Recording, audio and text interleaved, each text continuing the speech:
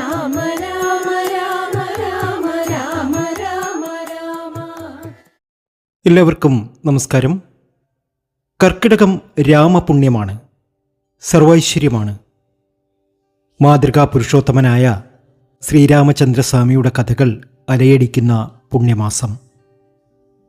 കഴിഞ്ഞ ഒരു വർഷം ചെയ്ത പാപങ്ങളുടെ പ്രായശ്ചിത്തത്തിനും വരും വർഷത്തിൻ്റെ ശ്രേയസ്സിനും പുണ്യകർമ്മം എല്ലാവരും ആഘോഷിക്കുന്നു. അത് കേരളമെന്നോ തമിഴ്നാടെന്നോ കർണാടകയെന്നോ ആന്ധ്രയെന്നോ ഇല്ല.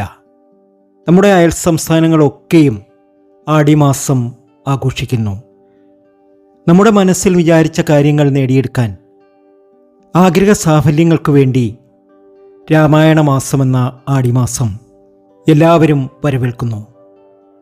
ഈ ഒരു അവസരത്തിൽ നമുക്ക് നമ്മുടെ വീട്ടിൽ ചില കാര്യങ്ങൾ ചെയ്താൽ വരും വർഷങ്ങളിൽ അതീവ സമ്പൽ സമൃദ്ധിയിലേക്ക് നമുക്കെത്തുന്നതായി അനുഭവപ്പെടും.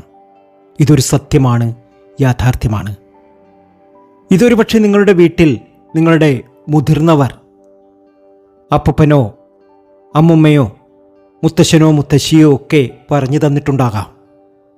ഈ രണ്ട് കാര്യങ്ങൾ നിങ്ങളുടെ വീട്ടിൽ വാങ്ങിവെച്ചാൽ തീർച്ചയായും ഈ പുണ്യമാസം വരും കാലങ്ങളിൽ നിങ്ങൾക്ക് ഏറ്റവും അധികം അതീവ സമ്പന്നതയിൽ നിങ്ങളുടെ പാപങ്ങളൊക്കെ മാറി ഒരുപാട് സമൃദ്ധിയിലേക്ക് നിങ്ങൾ എത്തും, ഉറപ്പാണ്. നമുക്കറിയാം, കർക്കിടക മാസം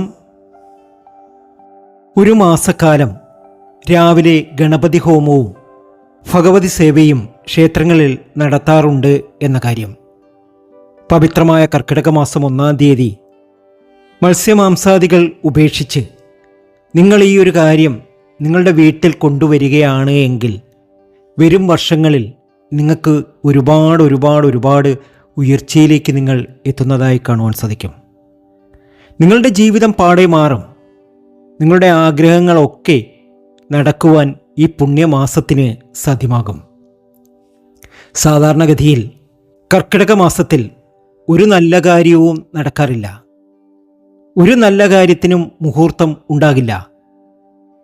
വിവാഹ നിശ്ചയത്തിനോ വിവാഹത്തിനോ വീടിൻ്റെ പാലുകാച്ചിനോ അങ്ങനെ ഒരു നല്ല കാര്യവും ഈ ഒരു സമയത്ത് നടക്കില്ല.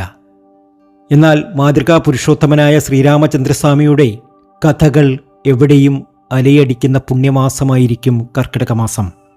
നിങ്ങൾ ചെയ്ത പാപങ്ങളൊക്കെ മാറി പിതൃക്കളെ സ്മരിച്ചും പിതൃക്കളുടെ കർമ്മങ്ങൾ ചെയ്തും നിങ്ങൾക്ക് അതീവ സമ്പന്നതയിൽ എത്തുവാൻ സാധിക്കും.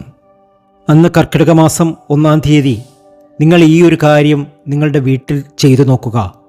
തീർച്ചയായും നിങ്ങൾക്ക് അഭിവൃദ്ധിയുടെ തുടക്കം അവിടെ തുടങ്ങും, ഉറപ്പാണ്. അതിനു മുമ്പ്, ആ കാര്യം പറയുന്നതിന് മുമ്പ് എന്നത്തെയും പോലെ ഇന്നും നിങ്ങളിൽ നിന്നും ആ വിലപ്പെട്ട ലൈക്ക് പ്രതീക്ഷിക്കുന്നു. എൻ്റെ ഉപാസനാമൂർത്തിയായ മുത്തുമാരിയമ്മയ്ക്ക് ശർക്കര പായസം നേദിച്ച് പൂജകൾ അർപ്പിക്കുന്ന വെള്ളി ചൊവ്വ ദിനങ്ങളിൽ നിങ്ങൾക്കും നിങ്ങളുടെ കുടുംബാംഗങ്ങൾക്കും വേണ്ടി പ്രാർത്ഥിക്കുന്നതാണ്, പൂജകൾ ചെയ്യുന്നതാണ്. നിങ്ങൾ ചെയ്യേണ്ടത് ഇത്രമാത്രം: നിങ്ങളുടെ പേരും ജന്മനക്ഷത്രവും കമൻറ്റ് ബോക്സിൽ ഒന്ന് കുറിച്ചേക്കുക. നിങ്ങൾക്ക് വേണ്ടി പ്രാർത്ഥിക്കും. കർക്കിടക മാസം 1-ാം തീയതി മൃത്യുഞ്ജഹോമം ഉണ്ടായിരിക്കുന്നതാണ്. ഈ മൃത്യുഞ്ജഹോമത്തിൽ നിങ്ങൾക്കും പങ്കെടുക്കാം. നിങ്ങളുടെ പേരും ജന്മനക്ഷത്രവും നമ്മുടെ ഈ കമൻറ്റ് ബോക്സിൽ, ഈ വീഡിയോയുടെ കമൻറ്റ് ബോക്സിൽ ഒന്ന് രേഖപ്പെടുത്തുക. അത് ഞാൻ എഴുതിയെടുക്കും, നിങ്ങൾക്ക് വേണ്ടി പൂജ ചെയ്യും. ആ മൃത്യുഞ്ജഹോമത്തിൽ നിങ്ങളും പങ്കാളിയാകുന്നതിലൂടെ നിങ്ങൾക്കും പാപശാന്തികളൊക്കെ കിട്ടി ഒരുപാട് നല്ല കാര്യങ്ങൾ ജീവിതത്തിൽ സംഭവിക്കും, ഉറപ്പാണ്. അപ്പോൾ നമുക്ക് വിഷയത്തിലേക്ക് കടക്കാം. കർക്കിടക മാസം 1-ാം തീയതി നിങ്ങളുടെ വീട്ടിൽ നിങ്ങൾ വാങ്ങിക്കൊണ്ടുവരേണ്ട 2 വസ്തുക്കൾ. ഈ 2 വസ്തുക്കൾ നിങ്ങളുടെ ജീവിതത്തിൽ വലിയ മാറ്റത്തിന് തുടക്കമാകുന്ന രീതിയിൽ തന്നെ പ്രവർത്തിക്കും. നിങ്ങളുടെ ജീവിതം പാടെ മാറും. ആഗ്രഹിക്കുന്നത് എന്താണോ അതൊക്കെ നിങ്ങൾക്ക് നേടിയെടുക്കുവാൻ സാധിക്കും. അതിനു മുമ്പ് ചില കാര്യങ്ങളൊന്ന് പറഞ്ഞോട്ടെ. അന്നേ ദിവസം രാവിലെ, ഈ കർക്കിടക മാസം 1-ാം തീയതി രാവിലെ നമ്മൾ കൈനീട്ടമൊക്കെ വാങ്ങി ഒരാളെ വീട്ടിൽ 1-ാം തീയതി കയറ്റി, അതിനെപ്പറ്റിയുള്ള വീഡിയോ ഞാൻ അടുത്ത ദിവസങ്ങളിലിടാം. ആരെ കയ്യിൽ നിന്ന് കൈനീട്ടം വാങ്ങണം, ആരെ 1-ാം തീയതി കയറ്റണം എന്നൊക്കെയുള്ള വീഡിയോ നമുക്കിടാം. കർക്കിടകമാണ്, അത് പഞ്ഞമാസമാണ്. നമുക്ക് വലിയ ദോഷങ്ങളൊന്നും വരാതെ നമുക്ക് മുന്നോട്ട് പോകണം. അതിന് ഇന്ന നക്ഷത്ര ജാതകരെ തന്നെ 1-ാം തീയതി കയറ്റിയേ പറ്റൂ. അങ്ങനെ കയറ്റിയാൽ നമുക്ക് ഒരുപാട് അഭിവൃദ്ധി വന്നു ചേരും. അപ്പോൾ വിഷയത്തിലേക്ക് കിടക്കാം. അന്നേ ദിവസം രാവിലെ വീട്ടിൽ ആരാണോ വിളക്ക് കത്തിക്കുന്നത്, അമ്മയാകട്ടെ, ഭാര്യയാകട്ടെ, അല്ലെങ്കിൽ കുട്ടികളാകട്ടെ, ആരും ആയിക്കൊള്ളട്ടെ, അന്ന് രാവിലെ നെയ്വിളക്ക് വെച്ചാണ് നമ്മൾ ദീപം കൊളുത്തേണ്ടത്. അതായത് ദീപം കത്തിക്കുക. എന്നിട്ട് അഷ്ടോത്തര മന്ത്രം ജപിക്കണം. അഷ്ടോത്തര മന്ത്രം അറിയില്ല എന്ന് നിങ്ങൾ പറയും. വളരെ സിമ്പിളാണ്. ഓം നമോ നാരായണ എന്നതാണ് അഷ്ടോത്തര മന്ത്രം. ഇതൊന്ന് ജപിക്കുക. ഓം നമോ നാരായണ. ഇത്രയും മതി.